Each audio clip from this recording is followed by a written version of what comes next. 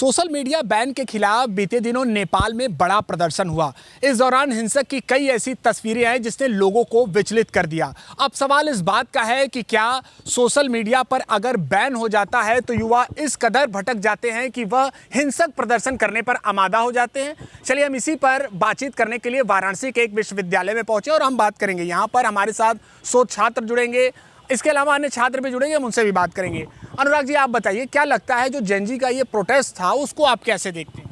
देखिए, प्रोटेस्ट और किसी भी चीज़ के लिए सरकारें भी बहुत सी चीज़ों की जिम्मेदार होती हैं और लोग भी होते हैं। प्रोटेस्ट होना अच्छी बात है, लेकिन जिस तरह से हिंसक प्रोटेस्ट होते हैं, हिंसा की हमारे यहाँ कोई विधान नहीं है। और हमारे यहाँ देश भारत है और हम भारत के लोग गांधीवादी लोग होते हैं और गांधीवादी प्रदर्शन में कभी हिंसा नहीं होती है। और हिंसा में होता क्या है कि जान माल की हानि होती है, लोगों की हानि होती है। और जिस तरह से हिंसा में किसी निजी हानि, सरकारी संपत्तियों की हानि, कहीं ना कहीं से ये हम अपनी निजी हानि कर रहे होते हैं। इसमें सरकारों को भी समझना चाहिए, ऐसे तर्कपूर्ण निर्णय लेने चाहिए जिनसे किसी की जनमानस की हानि ना हो, जानमाल की हानि ना हो, लोग सुरक्षित रहें। और लोगों की सुरक्षा की दृष्टि को देखते हुए ही हमें सारे निर्णय लेना चाहिए। सोशल मीडिया बैन के क्या कारण है और उनसे क्या हानि हो रही है, सोशल मीडिया बैन अगर कर भी रहे हैं तो उसके क्या दूरगामी परिणाम होंगे, इन सभी चीज़ों पे एक व्यवस्था बनानी चाहिए।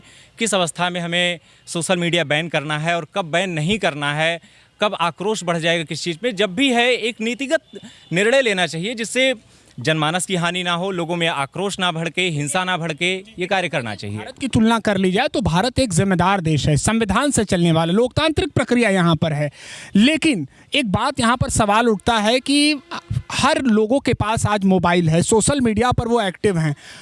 कभी कभी ऐसा देखा भी जाता है कि कुछ जो सोशल मीडिया प्लेटफॉर्म है वो कुछ समयों के लिए बंद कर दिए जाते हैं। क्या कभी भविष्य में अगर ऐसी स्थिति होती है तो क्या भारत का जो युवा है वो इतना गैर जिम्मेदार है?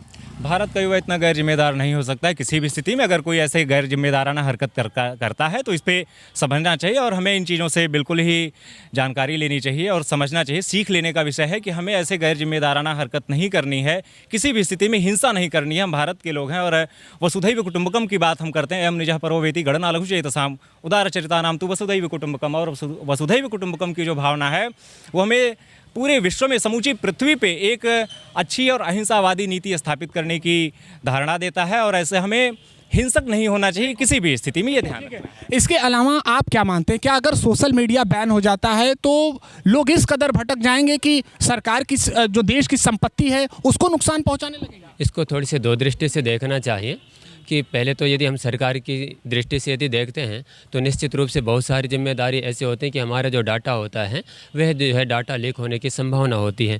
लेकिन इसमें थोड़ी सी चिंतन ये भी करना है कि वह सोशल मीडिया प्लेटफॉर्म है कहाँ का, किस देश का है, ये बहुत मायने रख जाएगा।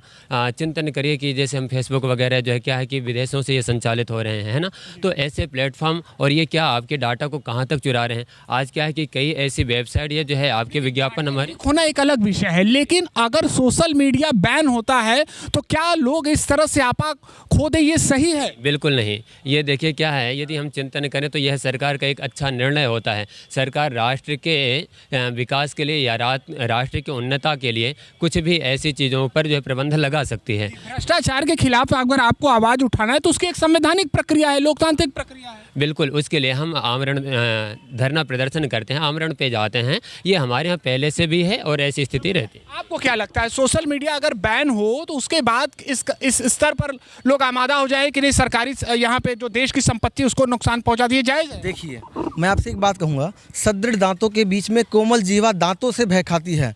याद रखो ये दुनिया वीरों को शीश झुकाती है। जो होता है कायर निर्बल दुर्बल, चांद उसी की पीटी जाती है। 32 दांतों के बीच में एक जीव ना बड़े आराम से रहती है, लेकिन एक दांत हिल जाता है जीव उसे बार बार ठुकराती है और तब तक ठुकराती है जब तक जड़ से उखाड़ के ना फेंके। आज हम संपूर्ण की पावन धरती पर खड़े हैं जो कि ब्राह्मणों की रक्षा और धर्म की रक्षा करता था। और आने वाले समय में आप देख लीजिए कश्मीर के अंदर ब्राह्मण भगाए गए, कश्मीर के केवल बात हो। हम सोशल मीडिया बैन को लेकर बातचीत कर रहे हैं कि अगर वो बैन होता है, बात कर रहा हूँ, क्या बांग्लादेश के अंदर सोशल मीडिया दिखाया गया? 16 लाख ब्राह्मणों को मारा गया, दिखाया गया क्या? नहीं दिखाया गया। आपकी पत्रकारिता भी वहाँ पर नहीं गई ना, कोई वहाँ। आप विषय को डाइवर्ट कर रहे हैं। हमारा ये सवाल है कि क्या हमें इतना जिम्मेदार होना चाहिए कि हमें अपनी बात को संवैधानिक तरीके से रखनी चाहिए? हमारा केवल ये विषय है। अब आप ब्राह्मणवाद, फिर उसके बाद अलग अलग देखिए, मैं आपकी सोशल मीडिया के बारे में बताता हूँ। भगवान राम की धर्मपत्नी को रावण लेके गया तो क्या उन्होंने धरना प्रदर्शन किया था?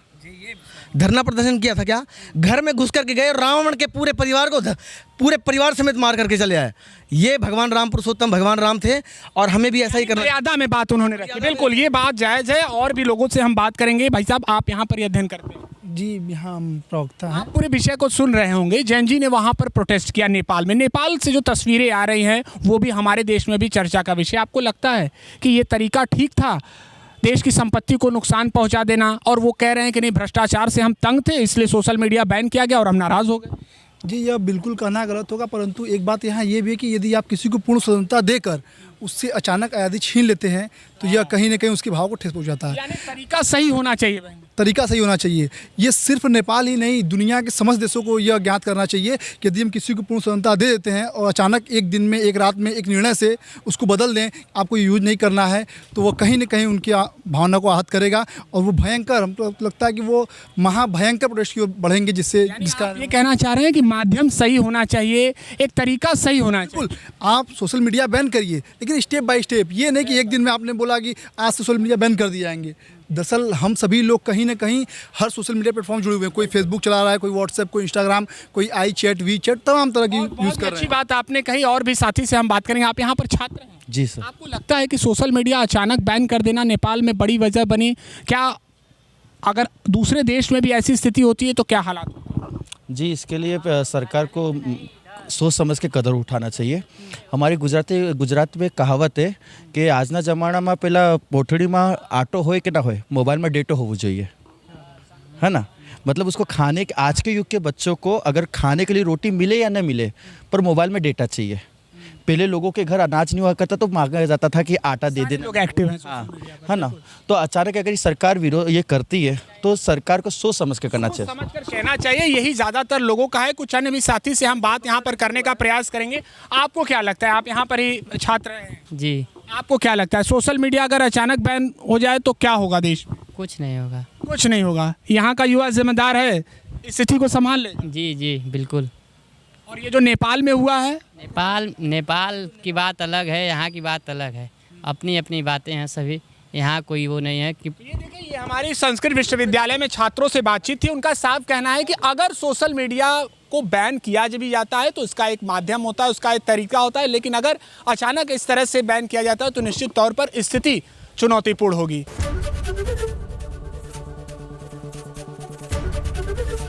एबीपी गंगा, खबर आपकी, जुबान आपकी।